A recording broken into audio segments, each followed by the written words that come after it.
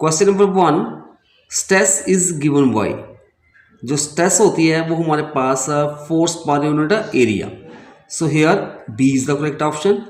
Question number 2, dimensional formula of stress is as that same of pressure. So here C is the correct option, क्योंकि pressure जो होता है वो भी also force per unit area होता है, जबकि स्ट्रेस भी हमारे पास फोर्स पर एरिया होता है। तो हमारे पास जो डायमेंशनल फार्मूला का स्ट्रेस का वो सेम होगा प्रेशर के। Question number 3, elastic limit is equal to, जो इलास्टिक लिमिट होती है that is stress. So here A is the correct option. Next question, dimensional formula of modulus of elasticity is, जो modulus of elasticity होगी उसके लिए dimensional formula हम जानते हैं, जो मॉडुलस ऑफ इलास्टिसिटी होता है that is equal to stress over strain. वो रेशियो होती है किसकी, स्ट्रेस और स्ट्रेन की। स्ट्रेस होता है हमारे पास फोर्स अपॉन एरिया और स्ट्रेन होती है change in configuration to the original configuration. तो इसके लिए सेम फिजिकल क्वांटिटी की रेशियो होगी, तो इसके लिए डायमेंशनल फार्मूला नहीं आएगा।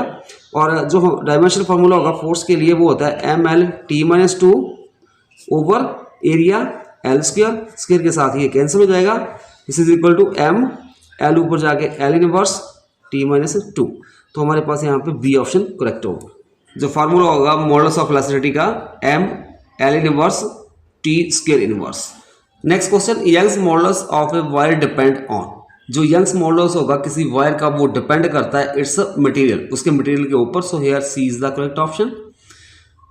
Next question, SI unit of compressibility is, जो कंप्रेसिबिलिटी होती है उसके एसआई यूनिट होते हैं हमारे पास newton inverse metre square. So here C is the correct option.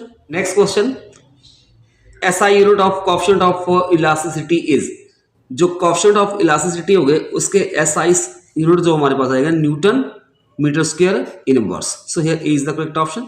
Next question, modulus of elasticity has a dimension same as that of, जो modulus of elasticity होती है उसके डायमेंशन सेम होते हैं प्रेशर के। So here C is the correct option.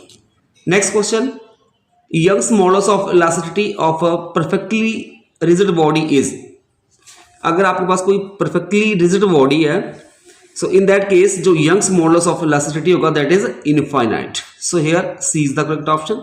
Next question, bulk modulus for a perfectly rigid body is, जो bulk modulus होगा for perfectly rigid body के लिए that is also infinite. So here C is the correct option.